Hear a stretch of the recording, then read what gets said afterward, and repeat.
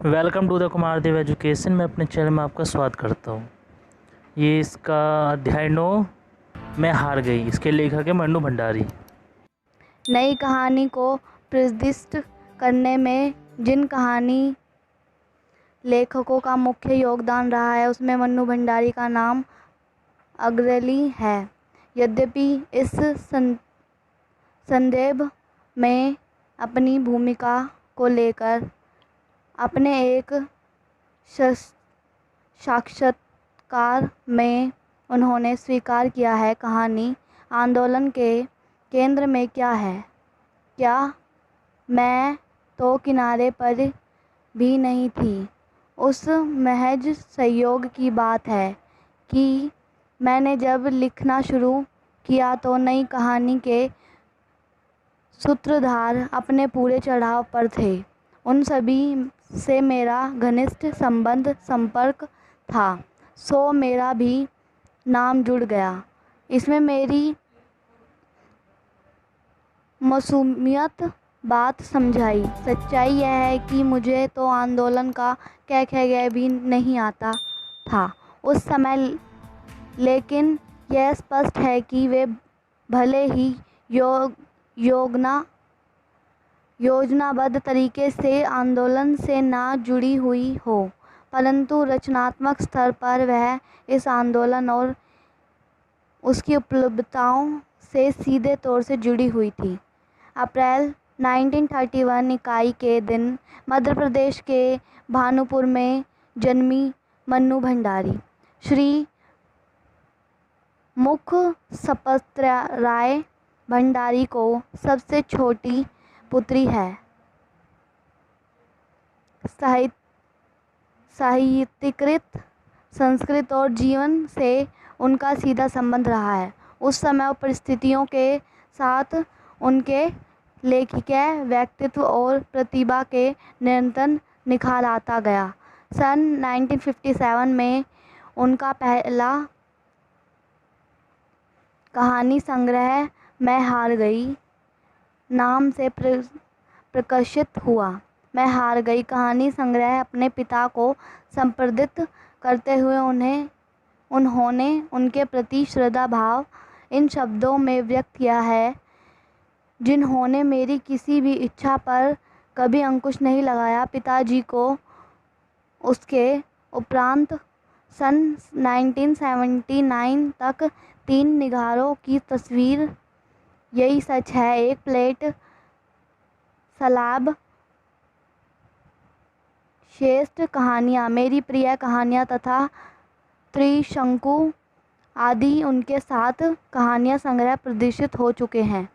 कहानियों में अतिरिक्त एक इंच मुस्कान राजेंद्र यादव के साथ अपनी बंटी आपका बटी, स्वामी महाभोज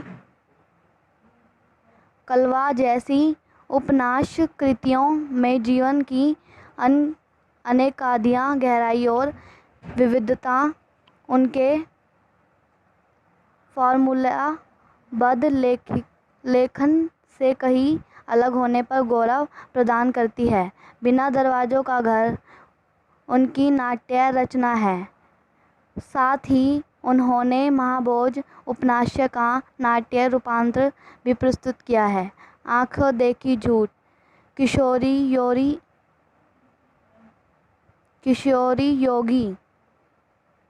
किशोरो योगी कहानी संग्रह है। कहानीकार मन्नू भंडारी। अपने समय समृद्ध के प्रति मन्नू भंडारी की कहानियाँ में एक अप्रबद्ध खुलेपन का एहसास है। पूंजीवादी समाज में तेजी से उभरते और पनपनाते नवोत्थान वर्ग की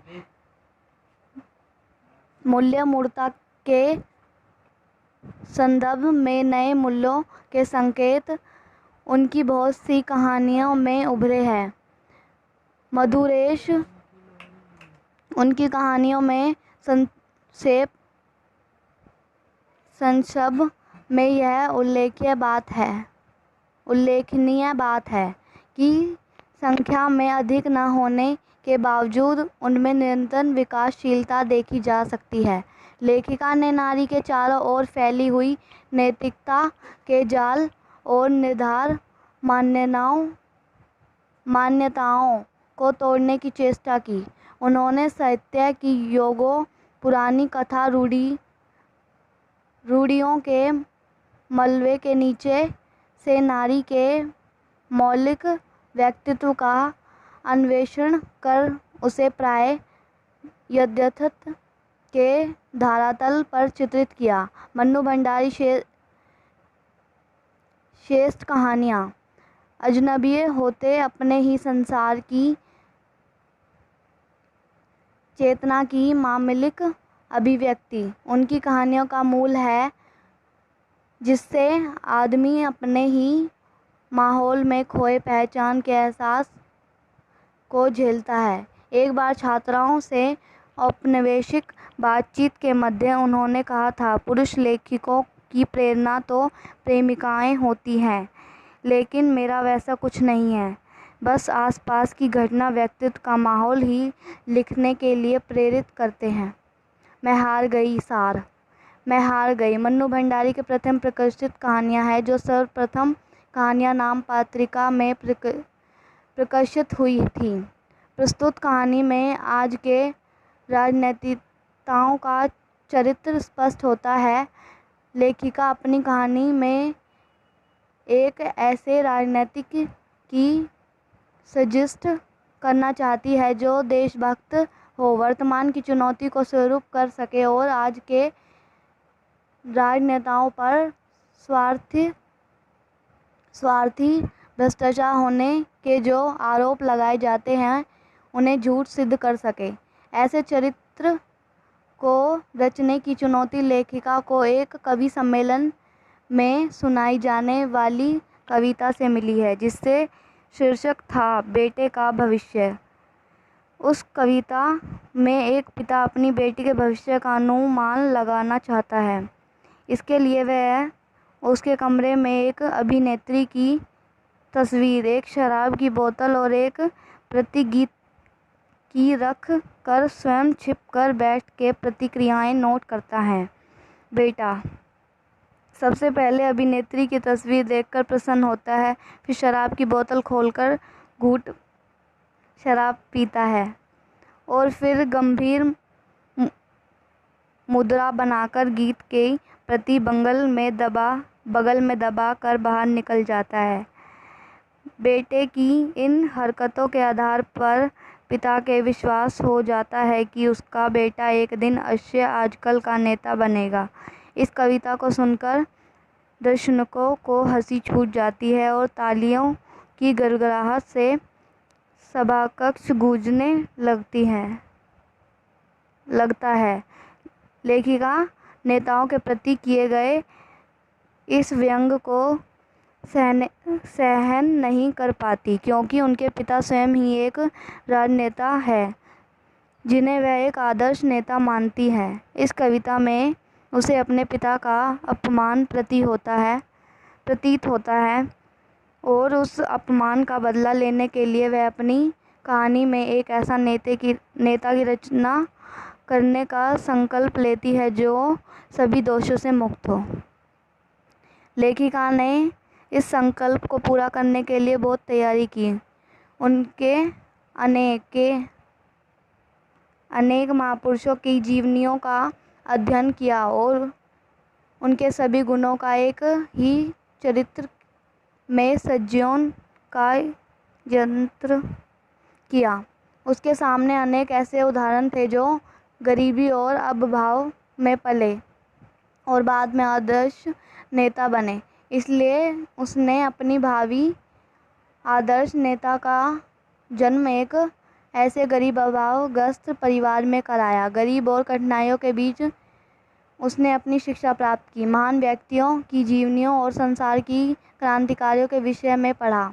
अपने आसपास उसे जहाँ भी अत्याचार अनाचार दिखाई देता, उसका विरोध करने को सदा तैयार रहता। पर तभी उसके पिता का निधन हो गया। अब परिवार का निर्वाह करने का दायित्व उसके कंधों पर आ गया। जमींदार ने जमीन हड़प ली। माँ की आंखों की रोशनी चली गई। बहन को यशयोग हो गया। नौकरियां कहीं नहीं मिली। ऐसे में मजदूरी करने से अतिरिक्त उसके पास और कोई उपाय नहीं बचा। एक दिन उसे पता चला कि बहन के क्षण रोग के इलाज के लिए काफ़ी रुपए चाहिए। किसी ने उसके सहायता नहीं की और एक दिन वह सारे आदर्श भूलकर चोरी की ओर प्रतिवृत्त हुआ। लेखिका को अपने भावी नेता की इस प्रेरित से इतना धक्का लगा कि उसने अपनी इस दृष्टि के वही टुकड़े टुकड़े कर दिए। आदर्श नेता की अपनी कल्पना को साकार करने के लिए लेखिका ने एक और प्रयास किया। पहले निर्धनता उसके आदर्शों की राह में रोड़ा बना थी। इसलिए इस बार इस नेता का जन्म एक धन्य परिवार में हुआ, जहां अभाव का नामो निशान भी नहीं था। अच्छे से अच्छे विद्यालय में अच्छे से अच्छी शिक्षा उससे मिली। पूर्व में नायक की भांति उसके मन में भी समाज के लिए कुछ करने की चाह थी। यह सादगी से रहता, गरीब बच्चों को पढ़ाता और दूसरों के सहायता के लिए सदा तत्पर रहता। पर धीरे धीरे आदर्शों का यह मोह टूटने लगा। स्कूल की शिक्षा समाप्त कर कॉलेज में जाने पर उसके रसई रंग ढंग दिखाई देने लगे। अब उसका अधिकांश समय और धन मोल विलास में व्यंग होने लगा। उसे ना अब किसी सलाह की आवश्यकता रही और ना ही किसी का नियंत्रण स्वीकार करने को वह तैयार था। उसके चरित्र में आए इस परिवर्तन को देखकर लेखिका निराश की सीमा ना रही। उसके अपने इस दृष्टि को भी चिंदी चिंदी कर फेंक दिया। अब लेखिका में इतनी हिम्मत नहीं बची कि एक बार फिर अपनी कल्पना को साकार करने का यत्न करे। उसे भी लगने लगा कि उस कवि की कविता का कोई उपयुक्त उत्तर देना संभव नहीं है। प्रतिपात मूल्य संवेदना।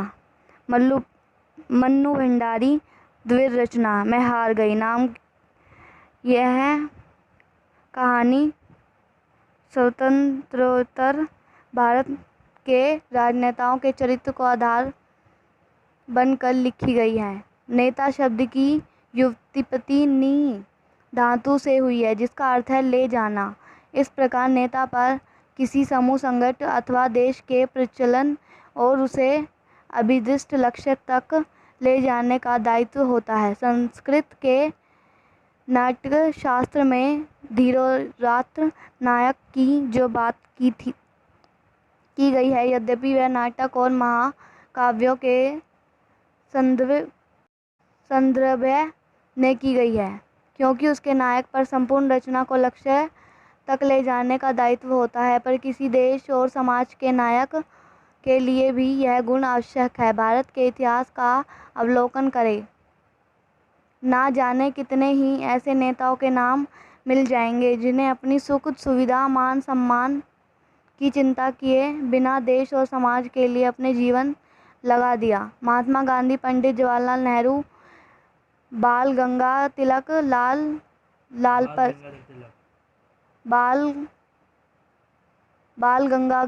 तिलक, लाला लाजपत राय, भगत सिंह, चंद्रशेखर आज़ाद, मंदमोहन मालवीय, ईश्वर चंद्र विद्यासागर, राजा राम मोहन राय आदि कितने ही महापुरुष के नाम इस संदर्भ में गिने जा सकते हैं। इन सभी का लक्ष्य था देश नित्य, देश की स्वतंत्रता। ये ही लोग उस समय के आदर्श व्यक्तित्व थे। परंतु स्वतंत्रता मिलते ही धन, पद और प्रतिष्ठा की होड़ इतनी बढ़ कि सारी नैतिकता, नियम, मूल्य, धैर्य के धरे रह गए। इन सब को पाने के लिए राजनीतिक को साधन बनाया गया और इन राजनेताओं पर राष्ट्र के संचालन का दायित्व था। वे ही अपने स्वार्थ में इतने अंधे हो गए कि देश हित की तिलांजलि दे अपनी राजनीतिक स्थिति का लाभ उठा अपनी तिजोरियों भरने में लग गए। उनके चेहरे पर आदर्श के मुखौटे थे, मुख में जनता के हित की बातें निकलती थी, किंतु जनहित के उन्हें कोई लेन देन नहीं रह गया। प्रस्तुत कहानी में लेखिका ने इसी राजनीतिक परिदृश्य को पाठकों के सम्मुख प्रस्तुत किया है। कहानी के आरंभ में कवि की कविता मैं बेटा अपनी अभिनेत्री का चित्र देख प्रसन्न होता है, फिर शराब के 2 घूंट लेता है और अंत के गरिमा मुद्रा में गीत को बगल में दबाकर बाहर निकल जाता है।